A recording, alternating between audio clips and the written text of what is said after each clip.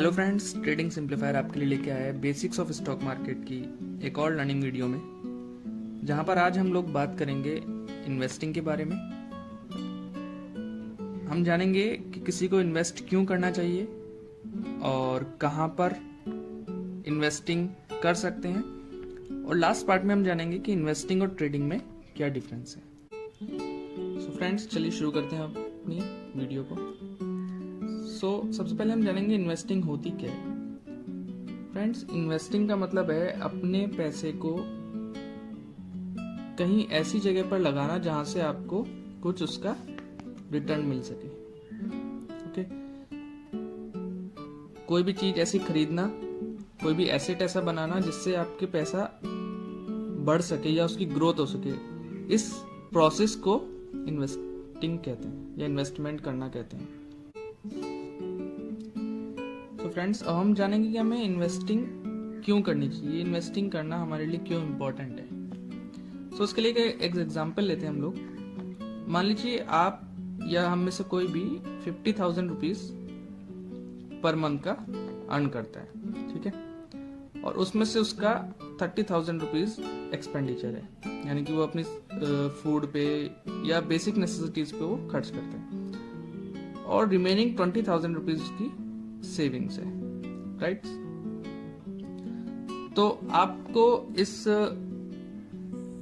जो एक टेबल है इसमें आपको दिख रहा होगा कि 20 साल के बाद वो कंटिन्यू अगर ऐसा करता रहा, और इसमें हम कुछ चीज और भी ऐड करते हैं, ठीक है, जैसे कि मान लीजिए सिंप्लिसिटी के तौर पे हम लेते हैं, मान लीजिए कि 10% का हर साल आपको आपकी सैलरी बढ़ रही है, 8% की रेट से कॉस्ट ऑफ लिविंग बढ़ रही है, ठीक है, जिसको हम इन्फ्लेशन भी कहते हैं, उस पर हम आगे बात करेंगे अपनी आने वाली वीडियोस पर। तो 8% की रेट से इन्फ्लेशन बढ़ रहा है या फिर कॉस्ट ऑफ लिविंग बढ़ रही है। आप अभी 30 साल के हैं और 50 में आपका रिटायरमेंट करने का प्लान है, यानी कि आपके पास अभी 20 साल है, राइट। आपको रिटायरमेंट के बाद कोई काम नहीं करना। आपके एक्सपेंसेस, यानी कि ये जो 30,000 रुपए हमने लिए हैं, ये फिक्स्ड हमने यहाँ पे रखे हैं, और जो 20,000 रुपए आपका बच रहा है हर महीने का, वो आपका एक तरीके से हार्ड कैश के रूप में हमने बैलेंस माना है। तो आपको एक टेबल दिख रही होगी, राइट, उसमें आप देखिए कि 20 साल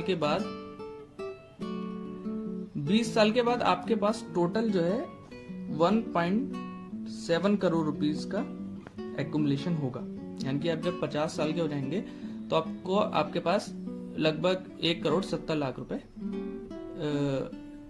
कैश होगा, ठीक है। अब आप सोचिए कि कितनी स्कैरी सिचुएशन है, क्योंकि आने वाले टाइम में 20 साल के बाद बहुत सारी चीजें हैं, यानी बहुत सारी क्या सभी चीजें जो हैं वो महंगी होने वाली हैं, राइट। और जैसे कि हमें पता है कि 20,000 रुपए 30,000 रुपए आपका कॉस्ट ऑफ लिविंग है, राइट। अगर इसके अकॉर्डिंग हम लोग कंटिन्यू खर्च करते रहे तो आपका जो पैसा है वो 8 साल के अंदर अंदर खत्म हो जाएगा, ठीक है। और 8% से इन्फ्लेशन बढ़ रहा है, कॉस्ट ऑफ लिविंग हर साल तो बढ़ ही रही है। तो आने वाले 8 साल में 8 इयर्स आपका पैसा, यानी कि जो आपने कमाया है 20 साल में 1.7 करोड़ रुपीस, वो सब खत्म हो जाएगा, ठीक है। तो एक बहुत ही स्केरी सिचुएशन है ये। अब मान लीजिए जो 20,000 रुपए आप हर महीने बचा रहे हैं, आपका जो सेविंग्स है, अगर आप इसको कहीं इन्वेस्ट करें, ठीक है, अगर आप इसको कहीं इन्वेस्ट करें, आपका ये पैसा जो है खाली ना पड़ा हो, कहीं पे आप इन्वेस्टमेंट करके रखें, तो आप इस टेबल को देखिए। सेम 20 साल के बाद हम यहाँ पे मान रहे हैं कि आपका जो है पैसा वो ग्रो करेगा 12% पर एनम, जो कि एक मॉडेस्ट अमाउंट है, राइट। 12% पर एनम से आपका पैसा, ये जो 20,000 है, ये ग्रो करेगा, ठीक है।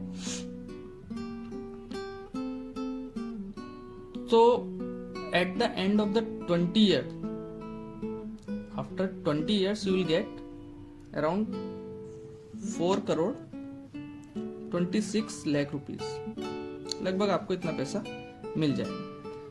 तो और आपको पहले कितना मिल रहा था जब आप खाली सेव कर रहे थे? 1.7 करोड़, जो कि लगभग 2.5 गुना आपके पहले वाले पैसा जो आपको मिल रहा था उससे ज्यादा है। तो आपको अब इन्वेस्टमेंट का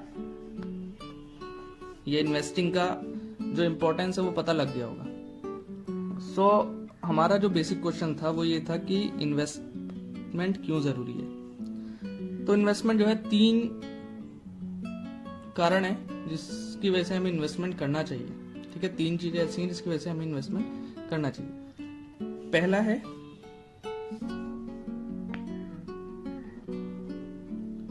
टू फाइट इन्फ्लेशन। इन्फ्लेशन है, इन्फ्लेशन का मतलब मैं आपको बता देता हूं कि कॉस्ट ऑफ लिविंग जो कि हर साल बढ़ रही है उसको इन्फ्लेशन कहते हैं। सिंपल टर्म्स में आपको बता रहा हूँ, इसका जो टेक्निकल टर्म है या बहुत मॉडिफाइड वे में आपको नहीं बता रहा हूँ, सिंपल टर्म में आपको बता रहा हूँ। जैसे कि इन्फ्लेशन को हम परचेजिंग पावर भी कह सकते हैं, राइट। आज से 10 साल पहले 100 रुपए में, आज से 10 साल पहले 100 रुपए में कोई चीज अगर किसी चीज की भी या कोई भी जो भी चीज हम खरीदते थे वो 10 क्वांटिटी आ जाती थी, 10 नंबर्स या 10 क्वांटिटी आ जाती थी। तो आज वही चीज 100 रुपए में 2 क्वांटिटी आती होंगी। आपको सबको पता है महंगाई, इन्फ्लेशन का मतलब है महंगाई।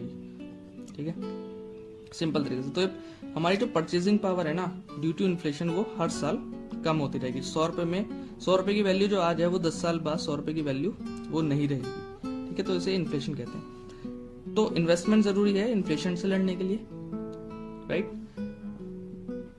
वेल्थ बनाने के लिए या फिर अपने पैसे को ग्रो करने के लिए। गाइज, इन्वेस्टमेंट के अंदर एक बहुत ही एक टर्म आती है जिसको हम कहते हैं ROI। इसका मतलब रिटर्न ऑन इन्वेस्टमेंट। जैसे कि हमने देखा अभी यहाँ पे हमारा रिटर्न ऑफ इन्वेस्टमेंट कितना था? 12%, राइट। तो इसको कहते हैं ROI, रिटर्न ऑन इन्वेस्टमेंट। तो हमारे पैसे को ग्रो करने के लिए या वेल्थ क्रिएट करने के लिए, वेल्थ जनरेशन के लिए ये एक इम्पोर्टेंट या फिर कह सकते हैं एसेंशियल वे है। आजकल सभी लोग इन्वेस्टमेंट करते ही हैं। तो एक ही चीज हो गई जिससे कि हम अपने जो भी खर्चे हैं, जैसे कि फ्यूचर में क्या होता है ना कि बहुत सारे खर्चे आते हैं, एजुकेशन का, मैरिज का, या बहुत सारी चीजें ऐसी आती हैं, रिटायरमेंट का, कोई घर खरीदना है, तो उसके लिए किसकी जरूरत होती है? वेल्थ की जरूरत होती है। तो आप एक्यूमुलेशन करके with the help of investment अच्छे ROI के साथ अच्छी जगह इन्वेस्टमेंट करके आप इन सब जरूरतों को पूरा कर सकते हैं। और एक चीज है बेटर लाइफ।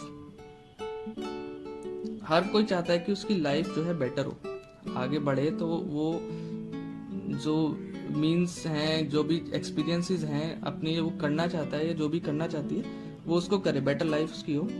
तो फाइनेंशियल एस्पिरेशन को पूरा करने के लिए भी इन्वेस्टिंग जरूरी है। अब हम पढ़ेंगे कि इन्वेस्टिंग हम लोग कहाँ कहाँ कर सकते हैं। ऑलराइट, सबसे पहले इन्वेस्टिंग हम कर सकते हैं FD या RD में। इनको फिक्स्ड इनकम इंस्ट्रूमेंट भी कहते हैं। और भी हैं, जैसे बॉन्ड्स हैं या डिबेंचर्स होते हैं, वो हम आने वाले वीडियोस में पढ़ेंगे।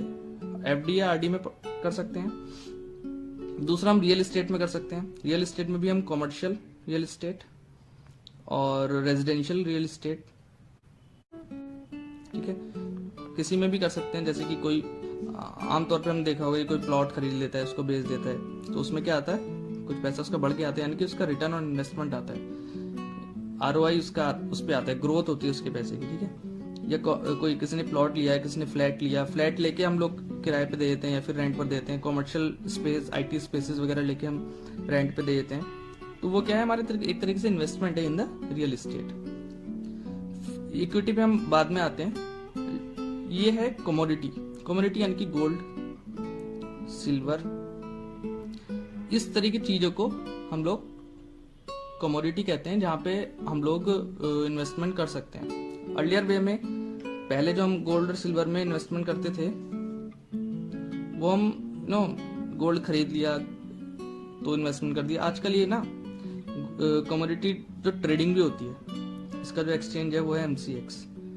ठीक है, जैसे कि NSE और BSE है, ये हम आने वाले टाइम में पढ़ेंगे क्या है सभी चीज। तो कमोडिटी ट्रेडिंग हम लोग कर सकते हैं।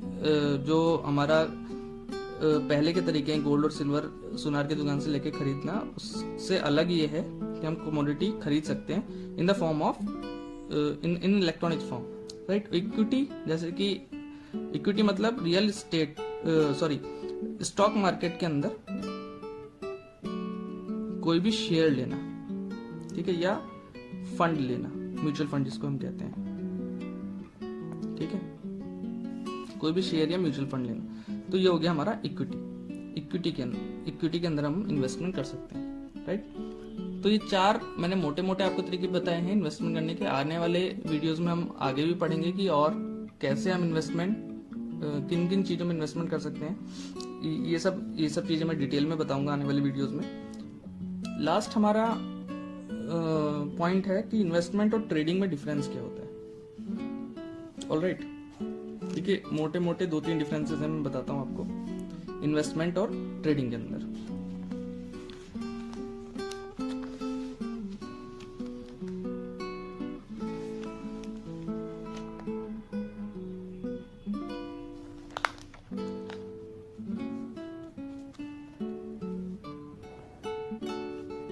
देखिए,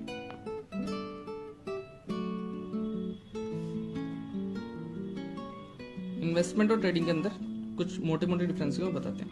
सबसे पहले है टाइम होरिजन। इन्वेस्टमेंट जो होती है वो लॉन्ग टर्म के लिए होती है। ये बेसिकली हम बात कर रहे हैं स्टॉक मार्केट के अंदर। स्टॉक मार्केट के अंदर इन्वेस्टमेंट और ट्रेडिंग में क्या क्या डिफरेंस है। इन्वेस्टमेंट जो होती है वो लॉन्ग टर्म के लिए होती है, 1 साल, 2 साल, 5 साल, 10 साल, 25 साल, इतने टाइम के लिए। ट्रेडिंग जो होती है वो शॉर्ट टर्म के लिए होती है, 2 मिनट, 1 दिन, 1 वीक, 6 वीक मैक्सिमम, ठीक है। तो ट्रेडिंग जो होती है वो शॉर्ट टर्म के लिए होती है, इन्वेस्टमेंट होती है लॉन्ग टर्म के लिए, राइट। दूसरा डिफरेंस जो है, मेन डिफरेंस जो है ट्रेडिंग और इन्वेस्टमेंट में, वो प्रॉफिट्स का है या लॉस का है। इन्वेस्टर्स जो होते हैं, इन्वेस्टमेंट जो होती है जो कि लॉन्ग टर्म के लिए है, ये मार्केट की वॉलेटिलिटी